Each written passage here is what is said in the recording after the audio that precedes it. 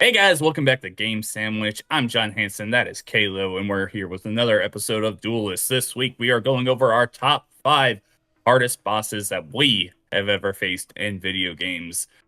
Big shout out, I totally forgot to take his name down, and now I'm doing this in very fitted rage. Division over in our community Discord channel.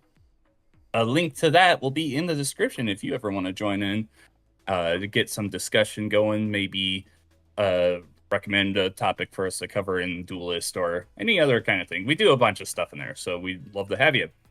Kevin, top five hardest bosses. I really had to do some looking back at games I played in the past. This one was kind of hard to come up with.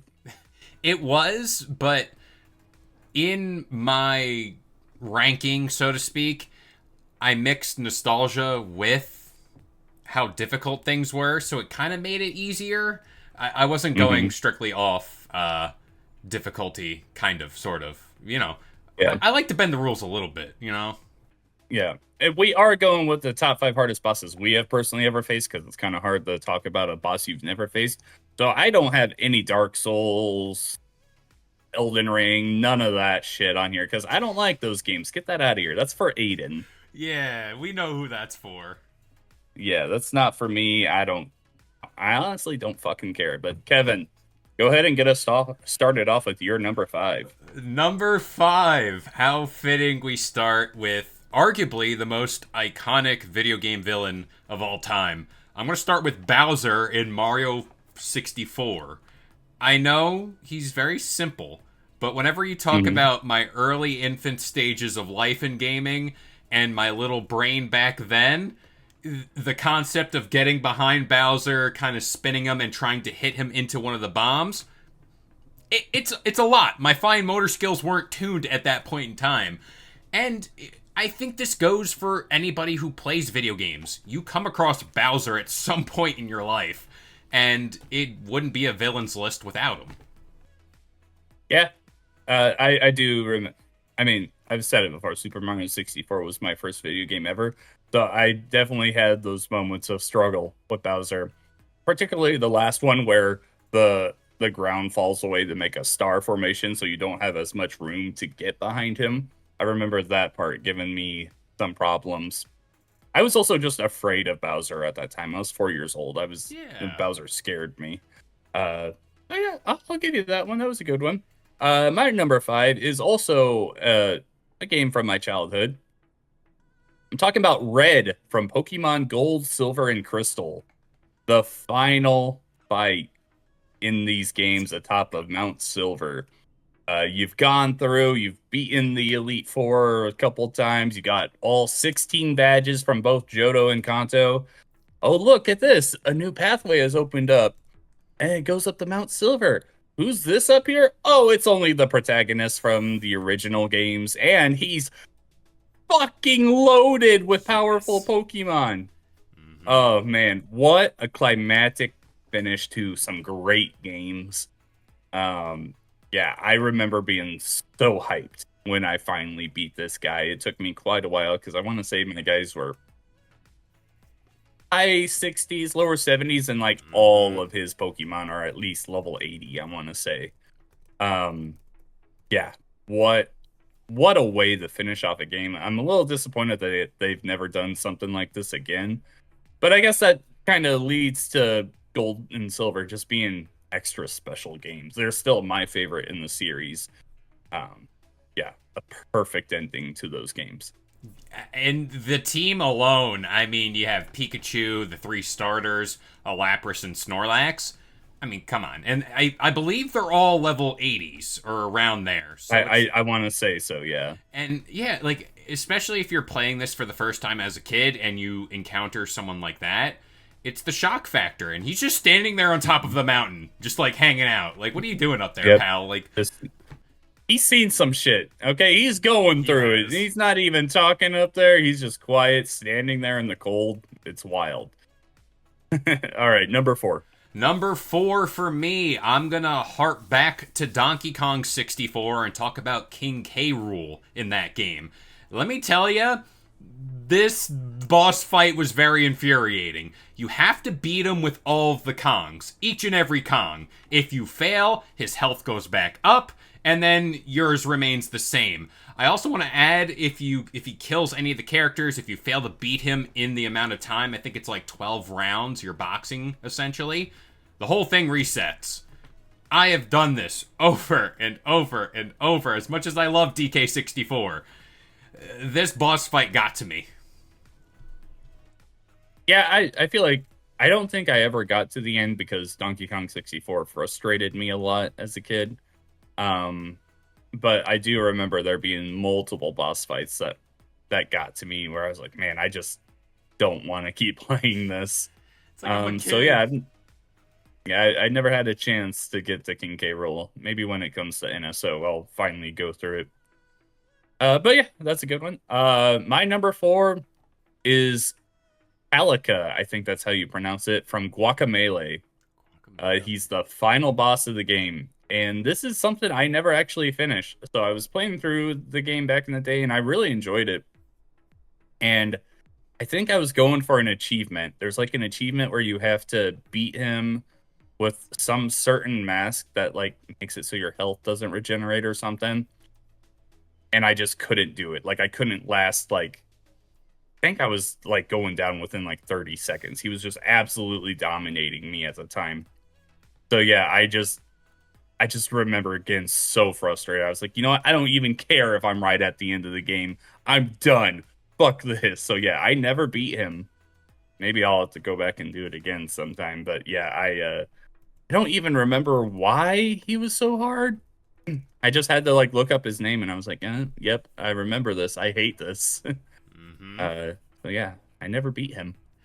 Whenever I see Guacamelee, just I've never played it, but I've seen videos about it. I think of that Cartoon Network show Mucha Lucha, if you know what that show Hmm. is, like Yeah. the art style there. So yeah, that's a nice little nod. Yep. Number 3. Number 3, shout out to our Borderlands fans here, Terramorphous the Invincible from Borderlands 2. You get this boss through a mission called Seriously, or You Will Die, or You Will Die Seriously. He has heavy armor, very small tentacles to hit, and the level cap for Borderlands 2, at least at that point in time, was 50. This boss is level 52. And it's only 2 levels, but it makes the world of difference, especially when you're playing against them. And I like to attempt bosses by myself because I don't want to rely on other people. But this one, you need friends. You need somebody to help you through this. So yeah, Terramorphous, the Invincible, Borderlands 2. I would argue a bunch of Borderlands 2 bosses were pretty difficult for me at least, but yeah, Terramorphous for me. I can't remember this one. Maybe I never faced him, so I can't talk about him. All right, my number 3, the Death Egg robot from the end of Sonic the Hedgehog 2. You brought up like your problems with Bowser as a kid. This was the ultimate headache for me as a kid. I could not get the timing right on when to attack this guy because you're always hitting him from the front, but you have to jump high enough to get over the spikes in his hands, and I just could never do it. And plus, not only that, this area of the game gives you a checkpoint where you get no rings. So you have to do it with 0 hits, essentially, if you failed the first time or if you just happen to come in with no rings. Very frustrating in the Sonic the Hedgehog 2, I think. Yeah, this one really tested me as a kid. Actually, the first time I beat this was on my phone in high school. I had a flip phone. I can't even remember what it was called, but I had a one of the phones that you would like flip up sideways, and it had the like whole keyboard there. Yep. And I bought Sonic the Hedgehog 2 on that, and that was my first time beating him. Uh, what a way! Yeah, mobile gaming at its finest right there. Yeah, absolutely. Number 2, Kev. Number 2, this is where it picks up for me. Sephiroth from Kingdom Hearts 2. Totally optional boss. You get no help from Donald and Goofy. I get it. But timing is key, and he gets stronger as you beat him up more. That is a problem for Kalo, because Kalo does not time his attacks, ever. I'm just brute forcing it most of the time. And if you've watched Game Sandwich videos, I brought this little aspect up as the backstory to this boss battle, where I've never technically beaten him because my PS2 kept overheating by the time I got to the end cutscene after beating him. And then the reward for this is you get a really good Keyblade, but like you've beaten the game by then, so it's like, what am I gonna do with that? So yeah, add in the overheating PS2, add in never officially beating him by any metric, and then just kind of getting a Keyblade that you really like. What are you gonna use it for? Yeah, that deserves a number 2 spot for me. That Keyblade is actually really useful for cheesing another extremely difficult boss in that game. But yeah, I didn't beat Sephiroth in either Kingdom Hearts 1 or 2 until the 1.5 and 2.5 collection. I went through and 100%ed that whole collection. Oh boy, let me tell you, that was an experience. But yeah, I was so happy when I finally beat him. Even when you're at level 99, which is the level cap, if you mess up, you're in danger with Sephiroth. I just remember as a kid, especially in the first game, being like, oh, what are these question marks at Olympus Coliseum? Let's check this out. And at the time, I didn't know who Sephiroth was because I never played any Final Fantasies. Kingdom Hearts was my introduction to Final Fantasy. I'm like, oh, who's this guy? Oh, he's got a big sword. Oh, he's got a wing on them. Weird. 3 seconds later, I'm dead because he has a one-hit kill that he instantly starts off with. Yeah, I was like, oh, well, let's try that again. And then I just kept dying over and over again. So yeah, very, very fulfilling once you finally defeat him as an adult. Yeah, that was great. My number 2 is I also want to say I was very close to putting Sephiroth on my list, but I decided to go with other ones. My number 2 is Shao Kahn, specifically from Mortal Kombat 9, one of the reboots. I was close to putting the Mortal Kombat 2 version on here because I never beat him as a kid. I thought that was impossible. It probably is still. Like, has anyone ever defeated him? Don't think so. But in Mortal Kombat 9, Jesus fucking Christ, he's such an asshole. I just remember just trying to defeat him for so long. I was stuck on him for days, I think. Like, I just could not get past him. And then eventually, of course, this is when I was in high school. And fighting games I'd never really gotten into. Like, Super Smash Brothers has always been my fighting game. Outside of that, like, I did play Mortal Kombat 2 when I was 5, but I didn't understand combos or anything. So Mortal Kombat 9, I'm going in just, like, mashing buttons, hoping that it would work for me. In some ways, this game actually, like, taught me how to, like, use combos and special moves, because I just started spamming the long kick with Liu Kang to finally beat him, because I just could not defeat him any other way. It was long kick and then run away, long kick and then run away.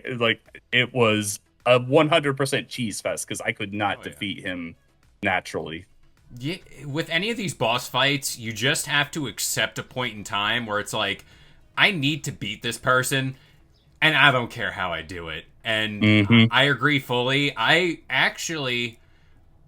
think I haven't beaten that game because of this fight. And yeah, no, it's bringing up bad memories. I can't. The only reason why I did beat the game is because of the spamming. Yeah. Like, I had no other chance. I wasn't brave enough to do that.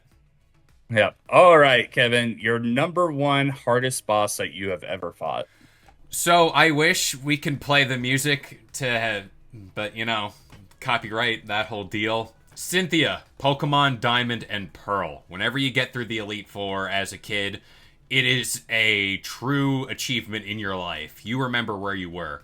And getting to her in Pokemon Diamond and Pearl and then Brilliant Diamond and Shining Pearl, 2 different arguments there, but it's still the same. There is a reason why she's still talked about as one of the most fearsome trainers in Pokemon today. And yeah, like, you can use all your fairy types all you want, but her team is very well constructed, and for that, by the time At you the time, there weren't fairy types. exactly, and by the time you reach her, at least for me, I never really plan ahead. I never really go for the healing items because I was a very dumb trainer back in the day. I had nothing. I was probably on 2 Pokemon at the moment, or 3. So getting to her was just, that was the cherry on top, where it's like, I was not prepared. I was not ready. And yeah, but I eventually overcame the odds and realized typing matters, and you just can't brute force stuff in Pokemon. And yeah, I made it through. I think you can brute force stuff. I've gotten through plenty of battles just by brute forcing it. Oh no. Does that mean I have to face the Elite Four a good dozen times? Yeah. I'm just gonna keep going in. My Pokemon will eventually level up enough to be able to take them out. That's a good number one. I never played Diamond and Pearl, the original ones. It was Shining Pearl that I got into it, and I think Cynthia was the only boss in that game because that game is so fucking easy. Yeah. Uh, Cynthia was the only boss that I had to use more than my starter Pokemon on. Mm-hmm. Like that entire game is just a cakewalk. It's Yep. insane. But Cynthia, I think I still beat her in my first try, but I had to use my other Pokemon, which I just hadn't done. Like it got to a point where I was like, man, I got Chimchar was my starter. So throughout the entire thing, I'm just like, man, I'm just gonna keep throwing out Infernape and let's see how far I Yep. can go before he actually goes down. And yeah, it wasn't until the very last fight until he actually went down. I was like, oh, okay. I also think she swaps out one of her Pokemon for a Pokemon or a Porygon Z or something. I I can't don't remember the remember. exact one. But yeah, it makes you sweat a little bit more. You know, it's like, yeah, you're chilling, you're going through the Elite Four, and then it's like, oh, okay, the music hits, it's time to dial in. So yeah, that was Mhm. my number one. All right, my number one is actually a boss that I fought in recent months, and 100% the most bullshit boss fight I have ever seen. I hate this boss, and this one boss is the reason why I may never play this game again. The Unknown from Kingdom Hearts Birth by Sleep. Remember when I was talking Oh. about going back and 100%ing the 1.5 and 2.5 collection? Mm-hmm. This was the last challenge I had to defeat. And you have to defeat him 3 times because in Birth by Sleep, there's 3 characters. And playing with Ventus and Aqua, he's tough, but it's doable. With playing him as Terra is a fucking nightmare. Oh my god, I despise this fight because the other two, when they have dodge, their dodge move have iframes. There's a chance that, hey, I can get out of every attack that this guy is throwing at me if I just dodge around enough. If I get hit, I can heal myself. With Terra, doesn't have that in his dodge. So there's literally like 3 moves in the unknown's repertoire where it is impossible to avoid his attacks. Mm-hmm. And every one is a one-hit kill. So you have to get very lucky that he doesn't use those attacks and very lucky that he doesn't combo them up to get past your second chance thing. There are so many instances of me just sitting there where he's just like beating me up, throwing me around, and Terra's just like bouncing around the place because there's literally nothing I can do. And if I do get a chance to get out of my second chance, it's just a one-hit kill right away. Mm-hmm. The worst designed boss I have ever seen. I love Kingdom Hearts. I fucking hate this boss. Birth by Sleep, I will probably never play it again. I don't care if they remake it. I got my 100% on the collection and I was happy with that. And I said, fuck this game. I Mm-hmm. despise Birth by Sleep now just because of this one fight. It was awful. I admire how hard you go in these games, and you because it at that point in time for me, whenever I play games, I'm like, all right, I can't do this. I'm done. I'm checking out. I've made it this far. It's time to bow out. But you I made it think through. just fighting him with Terra, I want to say I spent, let's see, there was one day where I went 4 hours straight on just the one fight. And Gosh. then there was another day where I went 7. Oh And no. I think it was about like 15 hours of playtime. before I finally beat him with Terra. It Oh was no. awful. Oh And no. I did this, and viewer, I'm looking at you right now. If you have never done this and you're like, man, I love the Kingdom Hearts games, I'm gonna go out and 100% them, just like John did. Really reconsider that. Think The other about it. games, there are very tough boss fights throughout the Kingdom Hearts series. They're at least doable. They're not just a cheating mess like this one is. It is literally fucking unfair. It is awful. It's honestly probably the worst design boss I have ever seen in my life. Gotta love a good Oh, broken boss. it's awful. And I'm sure if Aiden was here, he would be coming in like, oh, but Willie's Willinger from Elden Ring is the real worst boss ever. He comes out and slaps you with his willy and Isn't there a stuff. dude I'm with a pot on his head that they were yapping probably about or something? I don't know. Unless that was the guy probably who beat. Yeah. isn't there like a boss in Dark Souls called Ceaseless Discharge? Ooh, ew. I don't like that. They can Yeah, they yeah, can keep that boss. It's okay. yeah, man. This series is something else, huh? All right, that is our top five hardest bosses that we have ever faced in video games. We need you to go down into the comments below. Let us know who has the better list, and let us know your top five hardest bosses. There's definitely some that we missed. Like Oh yeah. there's a lot of bullshit out there. But hey, you know what? Like I said with Red, not all of the hardest bosses are a bad time. Sometimes they are really epic. Oh yeah. So I do enjoy that. Uh, for Kalo, I'm John Hansen. We'll catch you on the next one.